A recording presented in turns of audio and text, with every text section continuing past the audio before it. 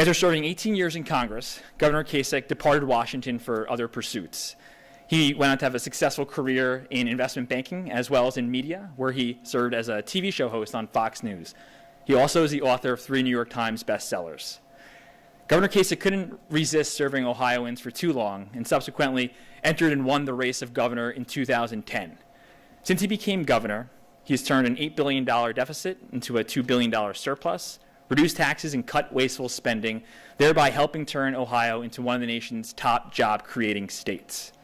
Governor Kasich was reelected in 2014 by 30-plus percentage points. He grew up in a blue-collar town outside of Pittsburgh, where his dad delivered mail for 30 years. And as Governor Lynch indicated, he and his wife, Karen, are the proud parents of twin teenage daughters, Emma and Reese. Please join me in giving Governor Kasich a warm Tuck welcome.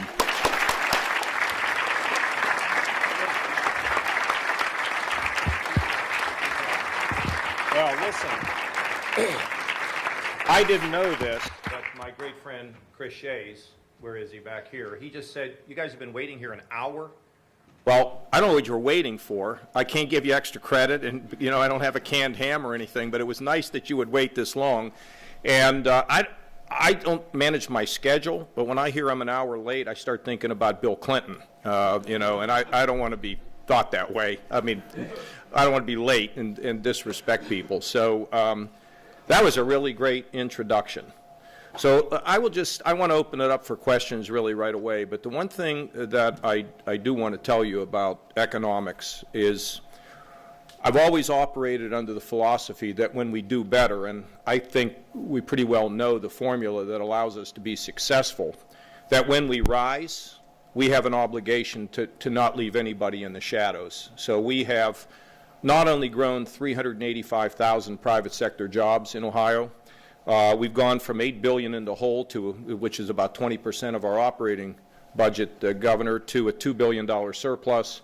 Our pensions are rock solid. Our credit is really as solid as you could find.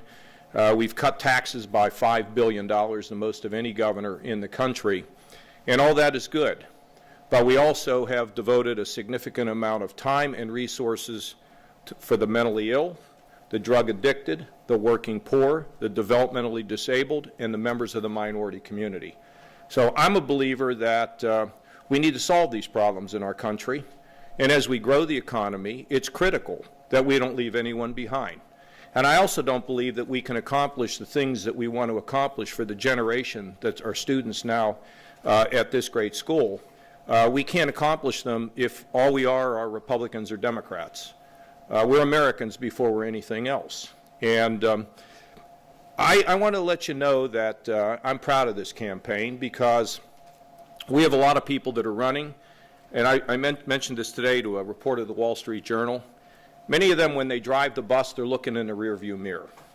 I look out the windshield at the road that lies ahead and how we can get things fixed. And I believe while our problems are significant, they're absolutely achievable, and I think we can renew the spark of our country. Martin Luther King Day is a very special day to me. We have a Martin Luther King event in Columbus, the largest in Ohio, one of the largest in the country. And most of the time people show up and they want to talk about what they're going to do. I'm always excited to go because we talk about what we've done. Criminal justice reform, the ability to permit people to get a second chance in life by changing the laws around collateral sanctions, the ability to give nonviolent felons an opportunity to apply for jobs without being discarded because they check a box that says they're a felon. So we've banned the box now in the government of Ohio and in all local governments. We've created programs to promote entrepreneurship in the minority community. And I'm pleased to say that we've developed a community and police collaborative that has now created unanimously a collaborative, by the way, made up of law enforcement, community activists. It's run by my head of public safety and by a liberal former Ohio state senator, African American, who actually ran against a Republican statewide. She's my co-chairperson. And we've been able to come out with a series of policies that affect the use of deadly force, that affect the hiring and recruiting practices of our police departments or agencies, and to be in a position now to move forward to fully integrate community with law enforcement. Today in Ohio, for the first time in the history of this little town called Danville, a police officer was stalked and killed in his cruiser today.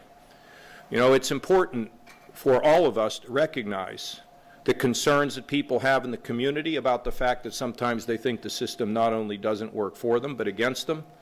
But we also have to recognize every day when a police officer puts on his or her uniform, they're at risk. And our process, I think, is yielding dividends. And I hope the whole country will take a look at what we've been able to do to pull people together and to have progress. You know, he said a very interesting thing. You did. It's Sean, right? Yes. Sean? I had a nice life, really nice life. I was able to be in the financial area. I wanted to learn about Wall Street. I wanted to be on television, and some of you will remember I was a huge television star. And I also wanted to be a public speaker and write more books and all that, and it was good. Life was great. I went home one day and I told my wife, I said, sweetie, I feel like I got to go back into government. She said, okay, so you were a state senator for 4 years and a congressman for 18, and now we're just where we're hitting our stride. You now want to go back into the government. That's just great. And so I did, and I won. And I remember we woke up on the day after the election, and my wife said, does that mean I now have to be First Lady? I said, yeah, that's what that means. And but I wanted to tell you how a decision like that gets made. My father did carry mail on his back, and his father was a coal miner. And my mother's mother could barely speak English. And we came from a town where if the wind blew the wrong way, we found ourselves out of work. Places like Harvard or Princeton or Dartmouth or Stanford, we only heard about those places. We didn't think too much about them. Oh, there were a few that came from my school. One who went to Harvard and became an oncologist. But it didn't happen very often. And at the end of the book, The Hobbit, where the Hobbit is talking to his friend, he says to him, boy, it's amazing all the things that happened to me. And his friend looks at him and he says, you know, you're a fine hobbit and you live in a wide, wide world, but you don't think these things happen by accident, do you? We got to figure out what we were meant to do, what we're meant to be. Maybe it's not fashionable in the 21st century, or maybe not even fashionable at Dartmouth, to talk about the power of the Lord. But Martin Luther King did. And he said, no law of man that doesn't square with the moral law of God can stand. You see, I think that we all have to examine ourselves. What are we here to do? What is our purpose? How do we fit into a mosaic to make this world a better place? To me, it's the most important question we can ask. And when we get an answer to that question, and you ask Governor Lynch, that's when you find satisfaction in life. Am I right, Governor? Yes. You find your purpose. So, with that, let's take some questions. Who wants to go first?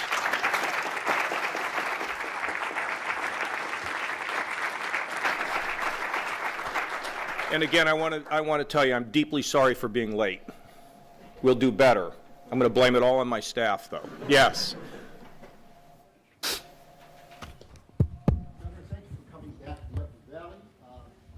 You and I had a chance to talk when you were here last at the Kilpatrick. In my question to you, it was about climate science, and I was trying to get you to acknowledge the consensus of science that the warming that we're now experiencing is primarily caused by human drivers. And you and I went back and forth on that. I was not able to convince you of that. But you did say that you're open to new information. And in fact, one of your staff members came up to me afterwards and got my email, and for that information, I never did hear back from you. So I brought some information with me just to give to your staff directly. And basically what I have is the report. Been a little busy, but I appreciate that. And what I have is the report from the National Academy of Sciences, which is not a one-off blog. This is a very respected institution. I'm not going to read you the entire National Academy of Sciences, just a couple sentences. They said that based on these and other lines of evidence, the panel on advancing sciences of climate change, along with the overwhelming majority of climate scientists, conclude that much of the observed warming since the start of the 20th century and most of the warming of the last several decades can be attributed to human activities. That's what the science says, sir. And why it's But important... that's what that panel says. Yes, that's what the panel That's says. what the panel says. I mean, we have lots of panels that say lots of things, but I hear you. Okay, so, of course, I guess you can disagree with that, but you can also look at the research. My point being, sir, is that this is what the overwhelming consensus of the scientists say. And you, sir, I've respected how you have been the only adult in the room at the debates, and I'm hoping that your policies in the future will be based on empirical research and not political expediency. Can we expect that from you, sir? And by the way, this is for you. Look, I mean, Thank you. Here's the situation. I don't know enough about who those people are, how they were appointed, and who they are. But here's what I will tell you. I do believe that human beings have contributed to climate change. But I'm not sure that human beings are the fundamental cause of climate change. You know, I talk to a lot of scientists, too, who tell me, by the way, if you've checked the climate throughout the history of mankind, it's been up and down forever. Okay, so, but I'd be glad to look at it. My mind is open to it, but I've said that I think that human beings do contribute to it. To the degree, I'm not sure. Now, what I will tell you is I'm a believer in all forms of energy. In my state, I've faced real challenges on the issue of renewables. Now, we imposed a 25%, the politicians who, you know, they just pulled a number out of the air, probably for political reasons.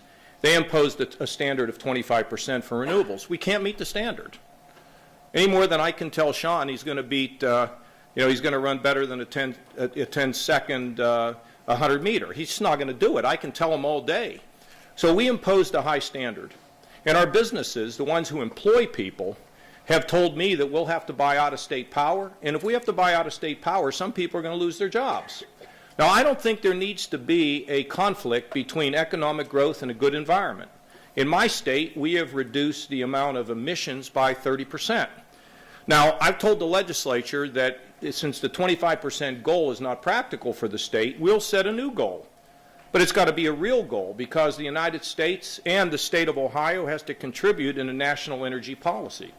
So we're going to either reset it at a reasonable level where Ohio will do well, and if the legislature tries to walk away from efficiencies or renewables, I'll just reimpose the 25% standard. So I do believe it's an issue, and I do believe there's things we can do. It's a shame we didn't start on efficiency, decades ago. But now we are aggressively involved in making sure that we push as hard as we can, practically as hard as we can, to make sure that we can meet a renewable standard that will work.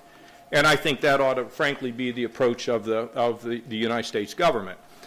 But I'm not going to impose things that can't happen. And, I also think while we carry our fair share, so should the Chinese and the Indians and the other major polluters in the world. But I will tell you this. I don't think there's just an attack on coal in this country. I think there's an attack on natural gas. And frankly, I don't know where these folks are going, and for those that want to attack those resources, why do they oppose nuclear power at the same time, which is the cleanest and most reliable? So I'm a believer in a full mix. But I don't discard that, sir. I wouldn't say that commission or that report, it's something we'll have to look at. But let me tell you that we're put here to be creators. We were put here as creatures to manage the creation, not worship the creation, but manage it.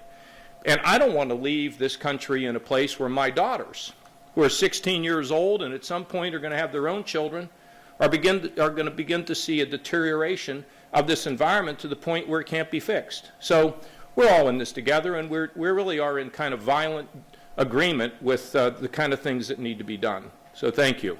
Yes, sir, right here. Where are you from? I'm from Wisconsin originally, but I lived in Dayton, Ohio for 3 years, and I'm married to a Buckeye. Wow. Yeah, there you go. Are you both students here? I'm a student, and Sarah works at Dartmouth. Great. So my question has to do with the future, and I'm wondering, what are your plans, if president, to balance the budget? You've done it once. Can you do it again? And focusing specifically on entitlement reform.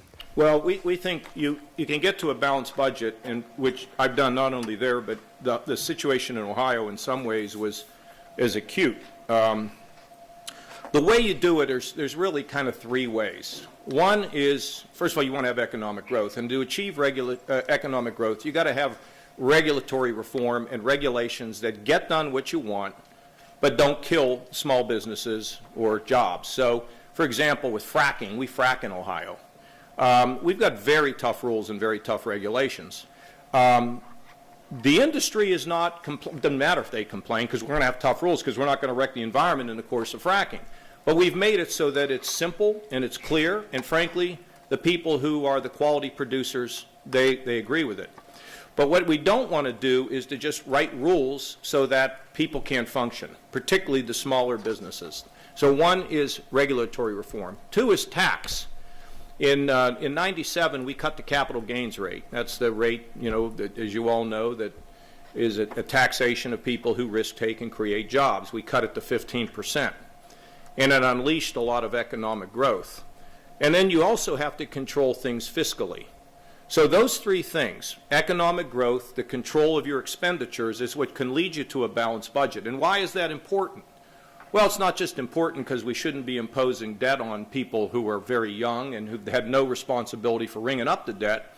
But the other element is, if you want economic growth, job creators have to have certainty. They don't operate in some kind of a vacuum or with silly theories. What they look at is, and I don't mean that in regard to what this gentleman just raised, so don't misunderstand me. But what they want to do is they want to make sure the earth's not going to change. And I got to tell you, businesses have not been investing. That's why we have such slow economic growth in this country, because you have so many overhangs, the debt, the possibility of higher taxes, particularly small business with Obamacare. It doesn't work well for them because they don't know what's coming. And small businesses, some of them have been reluctant to expand because they're going to get hit over the head if they do. So what you got to do is provide that certainty. And of course, at the same time you do all of that, you also want to have job training, which contributes to economic growth. Those are the things that can allow us to get to a balance and allow us to begin to retire debt. And when I was chairman, we actually cut the debt by $500 billion. And when I left, we had a $5 trillion projected surplus. And then the Republicans who controlled the House, Senate, and the White House spent it all. So the difference between Republicans and Democrats on spending is not much. Democrats love to spend. Republicans spend. They just feel guilty when they do it. So you got to have someone that stands in the breach, because when these things become confusing, then you're in a position where you don't have the kind of economic growth. And many of you are carrying high debt. You got to get a job. And we want to have job creation. And we want the new kinds of jobs that we can see here in the 21st century. And as we moved into this century, what we've seen is companies a lot more interested in buying back stock by incurring debt, which they can write off, as opposed to the notion that they would invest in plant and equipment to give people the tools and new startups and all the things that we can get excited about. Yes, sir. Maybe we could move to an easy topic like health care. Good. You clearly understand the burden of health care costs on small employers. As a governor, you understand the burden of Medicaid dollars. And I know a single payer system isn't going anywhere, but I'm curious about your thoughts about it. About a single-payer system? Yeah. I think it's inherently inefficient and doesn't control costs, and the problem we face in this country is the possibility of rationing if we don't begin to control costs. So what would I do? I wouldn't keep Obamacare. I'd get rid of it. But I would take some of the federal resources, combine it with Medicaid, and to be able to provide insurance coverage to the working poor. We're sure we can do it. I've taken Medicaid. I haven't. My people have. I just claim credit for it. When I came in, we were growing Medicaid at 10%. In my second budget, it grew at 2.5%, without one person being cut off the rolls and without any benefits being cut, because we innovated the system. Sir, let me tell you where I really think health care ought to go. Does this not work? No, that's all right. I'll just talk from the podium here. So let me tell you what I think the ultimate answer is, and we're actually doing this in our state, and it's something that other states are beginning to do. And let me just cut to the chase. Let's say you go skiing. Are you a skier? I skied this morning. Yeah. Are you any good? You look a little lanky. Okay. So let's say for a second that you, God forbid, broke your hip this morning. You'd have to get hip surgery. You'd have to see a specialist. Now we know, Professor, we know the high cost of surgery, we know the low cost of surgery, and we know the mean. So here's what we're driving. If you went and got hip surgery, and you had a physician that gave you great quality at a lower price below the mean, we will put money in their pocket. You see, I think the big idea on healthcare is how we bring the market in to drive both quality and lower prices. Because if we keep stumbling along here, we're going to end up rationing. Now, who's going to get rationed? People that graduate from Dartmouth are not the ones likely to get rationed, because you're going to probably be successful and rich and powerful. But all the rest of the country is going to get rationed. The people who live in Orleans, that go into the club that Carol runs over there and owns. They're the people that don't have a lot of voice. And that rationing is a bad thing. And here's what we're doing. We're about ready to start making direct payments to people who perform at high quality and low price. And who sets the high quality? The medical community does. So if we just think about being a primary care doctor, today, if anybody here in medicine? Who's here? Well, oh, you are. Okay.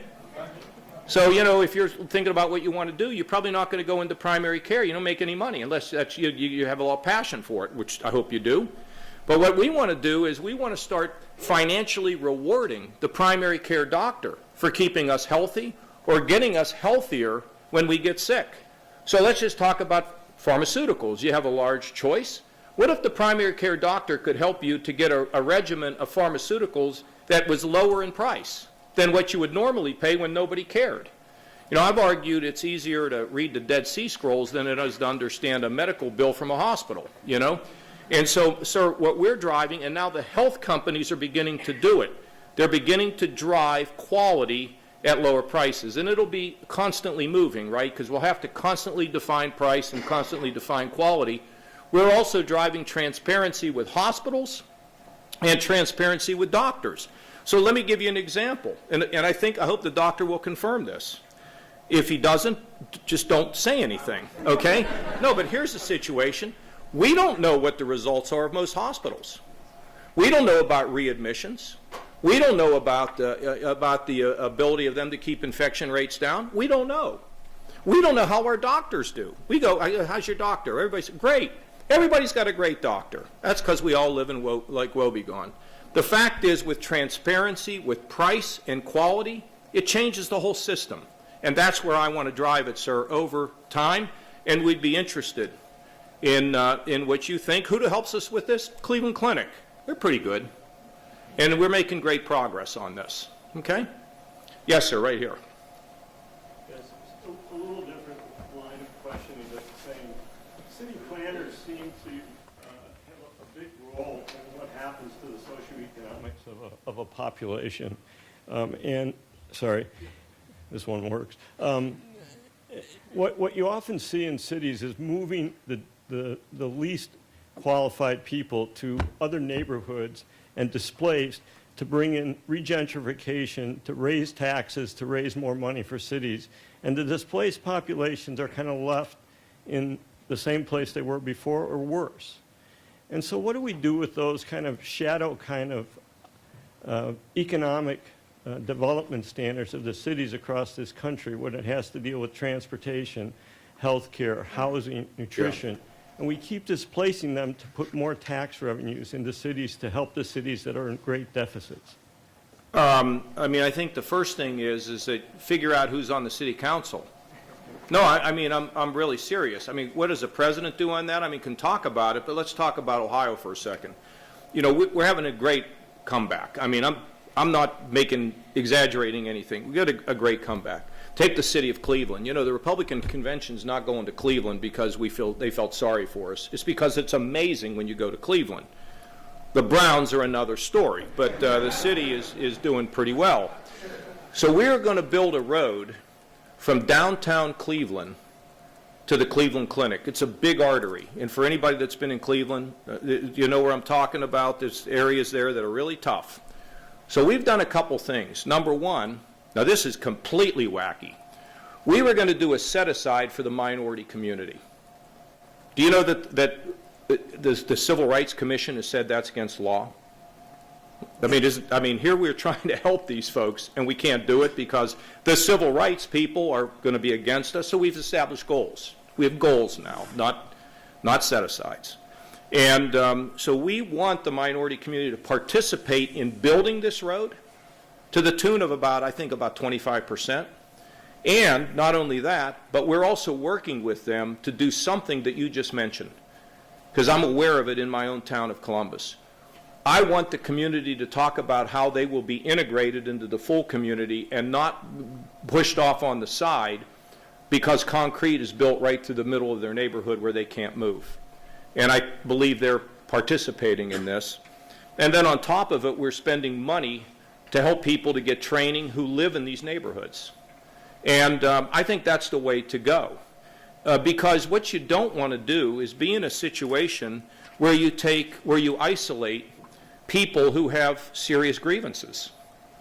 Now, why would I feel that way? Well, first of all, I believe in entrepreneurship in the minority community. I don't think we have enough of it. We enforce our set-aside laws in the state of Ohio. And a lot of people in my cabinet didn't understand that. I said, well, look, I want entrepreneurship. And I also want somebody in a set-aside to go from a minority business to a big business and escape that. We haven't done that yet. We keep the same people revolving. That's not the purpose of those programs. It's to get people up on their feet and then have them take off, right? So I'm a believer that if you do not deal with those kinds of problems, you are creating future problems down the road. Now, you know, we also have a fairly robust program as it relates to transportation into our inner cities. But we're not going to be building any high-speed train or rail, or we're just not doing those end up being white elephants. Just go into Boston and talk to them about the big dig. You know, they wanted me to do a high-speed train that I could run faster than, 39 miles an hour. But I think that we have to be aware of the fact that people have to be able to get places. And so I think, you know, inner city transportation really matters. Now let me talk about one other issue that we have to confront. And this is, you know, I fundamentally believe that K through 12 education is a state and a local matter. I'd like to send the programs and the rules back to New Hampshire and all over the country. But let me tell you what I think we face is a very serious problem. And that is, when I was a kid, you could be in K through 12 education. Kid didn't do very well.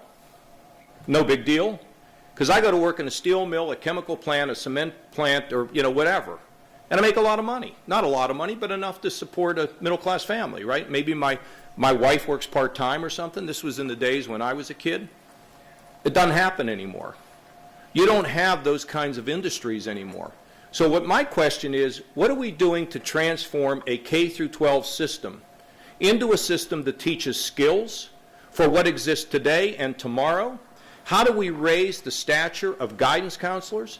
How do we begin to accumulate the metrics, which we're doing in our state, that shows kids at an early age about occupations, about what they pay, about what it takes to get one? Our K through 12 education system is one of the most inflexible things I've ever seen. We do have reformers and we do have heroes, but that whole system has to change from an agrarian model where we stick everybody in a classroom and teach them the same way to a 21st century flexible, dynamic model that we need in this country. And ain't the president's going to do it. It's the people that are running the schools and live in the community that have to tell the schools what the expectations are. And we got to think about it, because we talk about economic inequality. A lot of it is a skills gap. And we'll see, you know, I'm either going to be president or I'm going to be governor for a while, and then I'm going to be out. But I hope you'll think about what I said, because without the skills, you don't have the value. Without the value, you can't get the pay you want to have And so we've got to think about this, okay?